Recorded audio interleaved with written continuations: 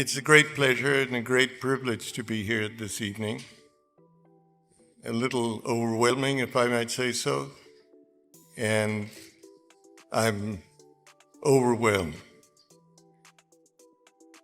Let me just say that on all the years and the varying capacities that I've tried to work in India, the most fascinating period of time that I've had is in the automotive area.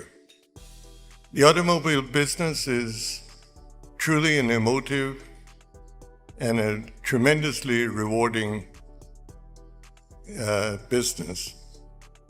It has more excitement than any other business I've been involved in.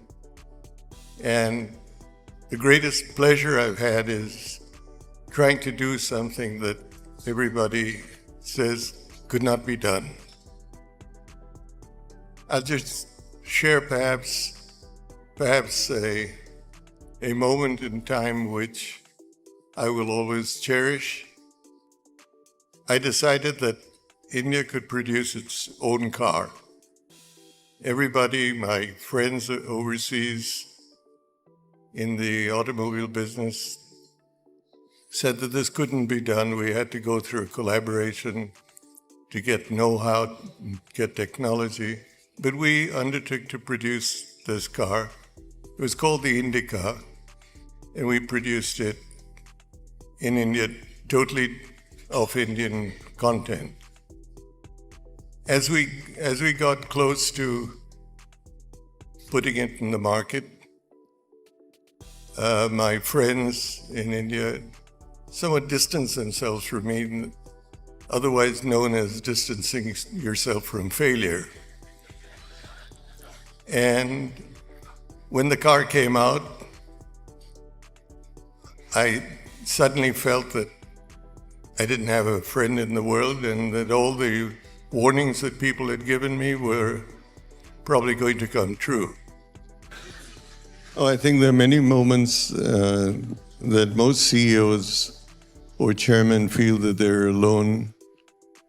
It's almost an occupational hazard that you live with, where you either can't confide because it's not appropriate, or you stand alone against a tide of views or pushes where you don't feel that you need to be compromised. But the car did come out. It did earn a 20% market share, and we showed that we could do something. Throughout the time I've been involved in business, there hasn't been anything that has equaled the excitement, the reward, and the exhilaration that the car industry has provided and can provide. It gives, as has been said earlier, an opportunity to test new technologies, new building methods, but above all, it has helped in the transformation of the Indian economy to a mobile economy. Before I sit down, I just thought I'd share with you the experience I had with Jaguar Land Rover when we bought it. We bought it, and that's too long a story, when Ford decided to sell. And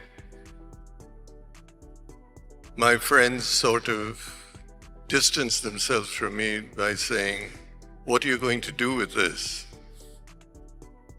Quite frankly, I didn't know.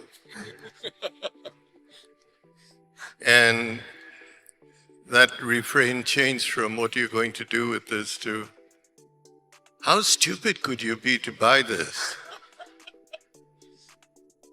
So eventually, my first meeting with the workers at Coventry and JLR was the horrible question, "What are you going to do with this plant?" Are we going to close down some of the plants that we have? We're hardly using the capacity. And I just had no way to say that I knew what we were going to do.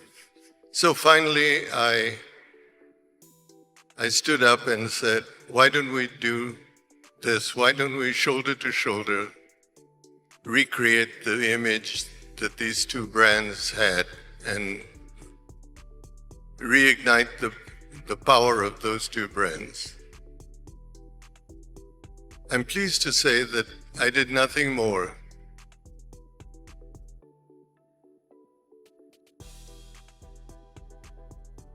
It's a great pleasure to be involved in the industry and a very humbling recognition to receive the award that's been bestowed today. I owe this to my colleagues in the company who have transformed this business, and I would like to thank the automotive news who put together this award, and to say how much I cherish being included in the Hall of Fame. Thank you so much.